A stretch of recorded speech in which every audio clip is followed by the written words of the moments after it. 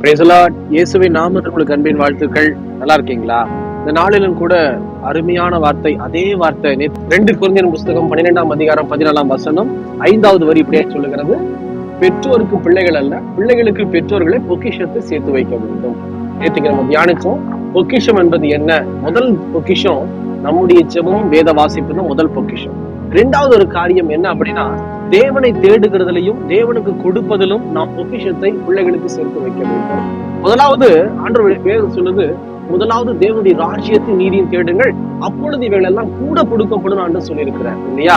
அப்போ நம்ம தேவ ராஜ்யம் நீதி என்பது என்ன? முதல் காரியம் வசனம், கட்டளைகள், நம்ம கொடுத்திருக்கிற வாக்குத்தத்தங்கள். அதுக்கப்புறம் ஆலயத்துக்கு கடந்து போகிற காரியம் இருக்கிறது. இன்னைக்கு நம்ம பிள்ளைங்க முன்னாடியே நம்ம என்ன செய்யணும் தெரியுமா?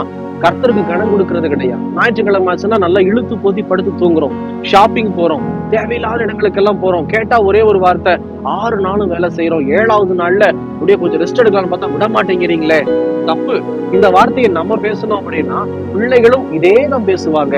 நம்ம பொக்கிஷத்தை சேர்த்து வைக்கணும். பிள்ளைகளுக்கு முன்னாடி நல்ல பொக்கிஷத்தை சேர்த்து வைக்கணும். இந்த மாதிரி சோம்பேறித்தனமான பொக்கிஷத்தையோ இல்ல சபைக்கு போகாம அதுக்கு ஒரு காரியத்தை சொல்லிட்டு ஆன்லைன்ல உட்கார்ந்து லேப்டாப்லயோ இல்ல டேப்லயோ உட்கார்ந்து மொபைல் போன்ல பார்த்துட்டு ஆன்லைன் சர்வீஸ் அட்டன் பண்ணோம்னா பிள்ளைகளும் இதையே தான் கற்றுக்கொள்ளுவாங்க. அதுக்கப்புறம் என் பிள்ளை சபைக்கு போறது இல்ல, சபையில எந்த ஒரு காரியத்திலும் கலந்துக்கிறது இல்ல.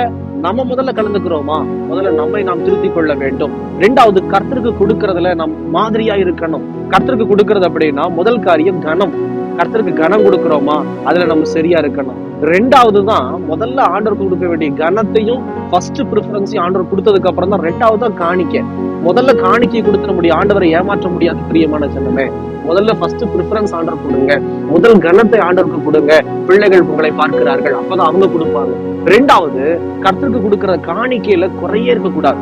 கர்த்தருக்கு கொடுக்கறது மனப்பூர்வமாய் உற்சாகமாய் கொடுக்கிற இடத்துல பிரியமாய் இருக்கிறேன் ஆண்டவர் வேதத்துல சொல்கிறார் இல்லையா? அப்படி இருக்கும்போது கர்த்தருக்கு கொடுக்கக்கூடிய காணிக்கையில உற்சாகத்தோட நீங்க கொடுத்து பாருங்க, பிள்ளைகள் உங்களை பார்க்கிறார்கள். அப்பதான் வரும் நாட்கள்ல அவங்களும் தேவனுக்கு உற்சாகமாய் இதோ கொடுத்து ஆசீர்வாதத்தை பெற்றுக் கொள்ளுவாங்க.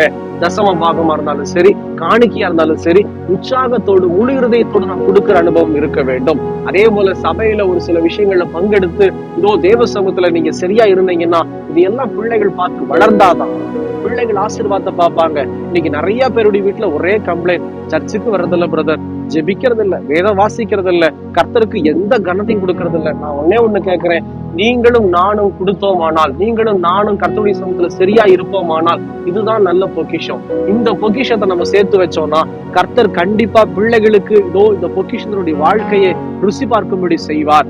ஒருபோது நம்முடைய பிள்ளைகள் நம்முடைய வாழ்க்கையில வழியை விட்டு தவறவே மாட்டாங்க. நீங்களும் நானும் முதல்ல பொக்கிஷத்தை சேர்த்து வைப்போம்.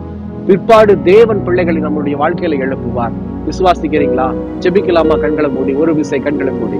எங்களை நேசிக்கிற நல்ல ஆண்டவரே, இன்னைக்கும் ஆண்டவரே என்ன பொக்கிஷத்தை சேர்த்து வைக்கிறோம் நாங்க பார்ப்போம். ஆண்டவரே, இதோ கர்த்தருக்கு கொடுக்கறதிலும் தேவனை தேடுகிறதிலும் நாங்க ஒரு குறையும் வைக்க கூடாதுப்பா. ஆண்டவரே, உண்மை தேடுகிற அனுபவம் எங்களுக்கு உண்டாகட்டும். தினந்தோறும் நாங்க தேடணும் ஆண்டவரே. இதோ ஆலயத்துக்கு நாங்க கடந்து போய் இப்படி வார்த்தையினால நாங்க தேடணும் ஆண்டவரே. அது மாத்திரம் இல்ல, ஃபர்ஸ்ட் ப்ரிஃபரன்ஸ் உண்மைதான் நாங்க கனம் பண்ணணும். இந்த வார்த்தையை நாங்க கனம் பண்ணணும் ஆண்டவரே. உங்களுக்கு கொடுப்பதில்ல, நேரம் கொடுப்பதில்ல ஆண்டவரே, நாங்க காணிக்க கொடுப்பதில்ல, தசமபாகம் விதைப்பதில்ல ஆண்டவரே. அப்பா, எங்க பிள்ளைகளுக்கு மாதிரியாய் நாங்க வாழ அர்ப்பணிக்கிறோம். அர்ப்பணிக்கிற பிற்வரை கண்ணோக்கி பார்த்து கர்த்தர் அவர்களை ஆசீர்வதிப்பீராக. தகப்பனே, அவங்களுடைய குடும்பத்தை ஆசீர்வதிப்பீராக. இப்படிப்பட்ட நல்ல பொக்கிஷங்களை சேர்த்து வைக்க தேவன் கிருபை தாரும், தொடர்ந்து பலப்படுத்தும். இயேசுவின் நாமத்தில் பிதாவே, ஆமேன், ஆமேன். தொடர்ந்து ஜெபம் பண்ணுங்க. இப்படிப்பட்ட நல்ல பொக்கிஷங்களை சேர்த்து வைங்க. உங்க பிள்ளைகள் இதோ கர்த்தருடைய பாதையை விட்டு தவறி போகவே மாட்டாங்க. இந்த பொக்கிஷன் தான் ஆண்டவர் உங்ககிட்ட எங்கிட்ட எதிர்பார்க்கிறார். ஒப்பு கொடுங்க. கர்த்தர் உங்களை ஆசீர்வதிப்பார். எங்களுக்காக ஜெபித்துக் கொள்ளுங்கள். God bless you.